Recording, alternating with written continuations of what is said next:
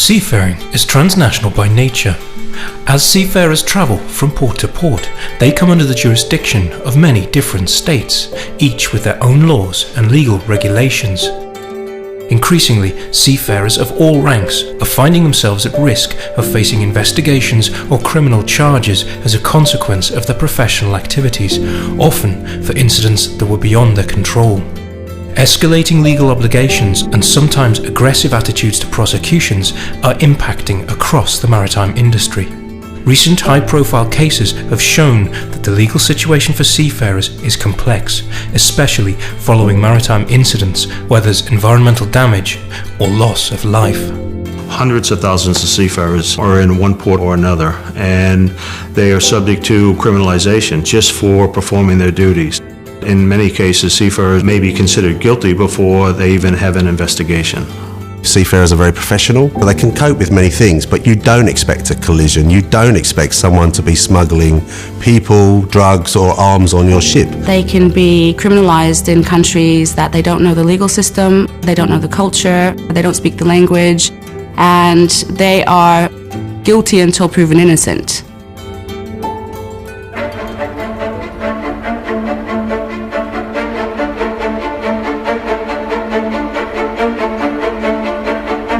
On November 19, 2002, the Prestige, an oil tanker containing 77,000 tons of fuel, ruptured one of its tanks while caught in a storm off the coast of Spain.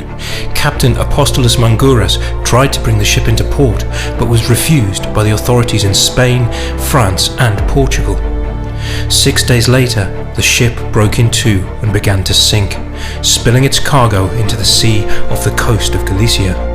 Captain Mangouras was immediately arrested by the Spanish authorities and jailed in a high-security prison for 85 days. He was released only on payment of bail of €3 million. Even after bail was paid, he had to report to the police daily. Despite Captain Mangouras having done everything he could to avoid the disaster, criminal charges were brought against him and court actions continued for more than 10 years. On December 7, 2007, a crane barge being towed through rough waters off Korea's Yellow Sea broke free from its towing lines and collided with the anchored crude oil tanker Hebe Spirit. The collision pierced 3 of the 5 oil tanks, leaking almost 11,000 tons of oil into the sea, causing an environmental disaster.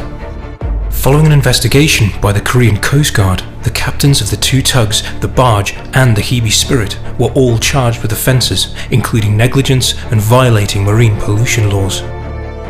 Captain Jasprit Chawla and Chief Officer Siam Chetan were detained in South Korea for a total of 550 days, despite unprecedented protests from the global maritime industry.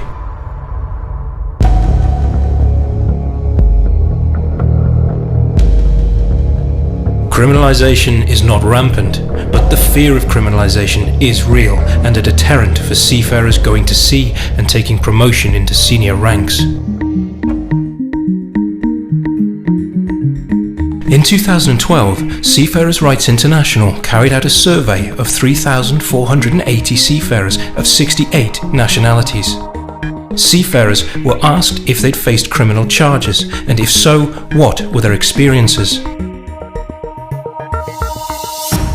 8% of seafarers and 24% of masters had faced criminal charges. The 3 most common charges related to incidents of pollution, collision and fatal accidents. Seafarers were also asked about their experiences if they'd faced criminal charges.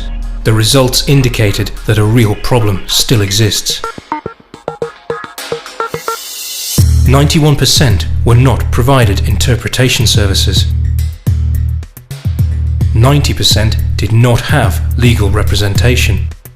88% did not have their legal rights explained to them. 80% felt intimidated or threatened.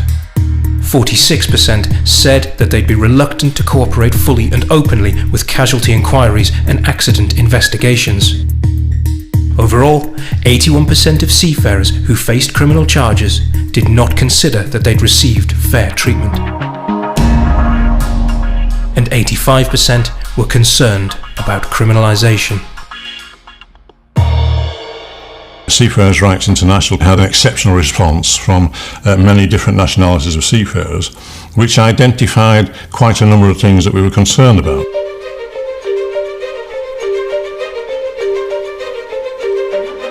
The survey pointed out a number of issues that the seafarers have. All he wants to assure is that he's being treated fairly, that the governments are not going to incriminate him, that the seafarers have an opportunity to defend themselves, that everyone work together and not just assume that the seafarer is guilty, and that the outcome in the end is appropriate and it is fair.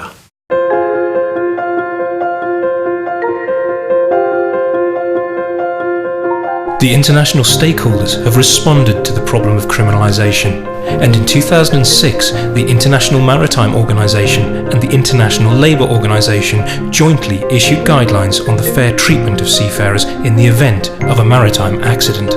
From 2002 to 2010, I was the chairman of the I.t.f.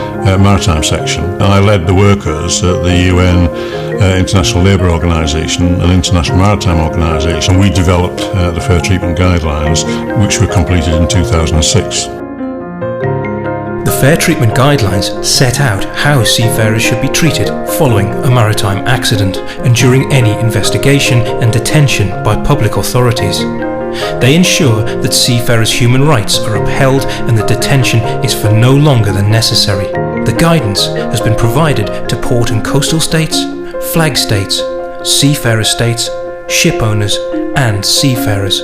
The IMO guidelines on fair treatment of seafarers is all based on human rights standards, which gives it real teeth. If the guidelines are followed, seafarers would have the ability to be treated fairly and would be less reluctant to cooperate with the authorities. It's crucial that we're able to use those on a global level with a consistent approach so that we can call on them not just as guidelines, but in a way that can ensure a systematic global rollout that means all seafarers are treated in whatever jurisdiction they might arrive in.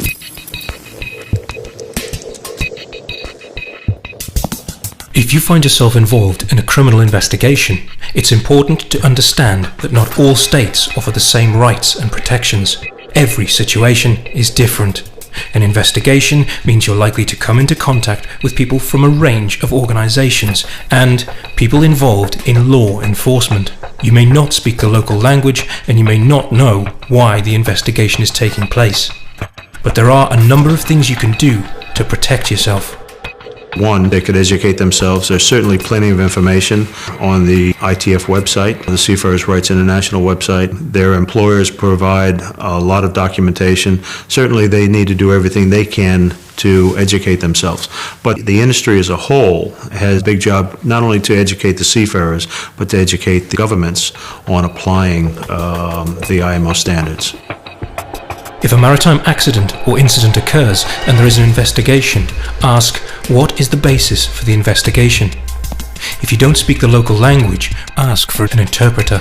In the event that you're detained, it's important that you try to contact someone. You should request to communicate with your ship owner, union officials, local I.t.f. inspectors, the local consul or embassy in port of the flag state or your home state, seafarers' missions in port, and your family members. You should be a member of a union. Ask for your rights. Legal representation is essential to receiving a fair trial. Your employer should provide you with a lawyer, but there are instances where there may be a conflict of interest between you and your employer, so you should seek your own legal representation through legal aid if available. You should participate in the investigation and provide truthful information to the best of your knowledge and belief. But you should fully understand your right not to self-incriminate, and that when statements are made to port, coastal or flag state investigators, these may potentially be used in a future criminal prosecution.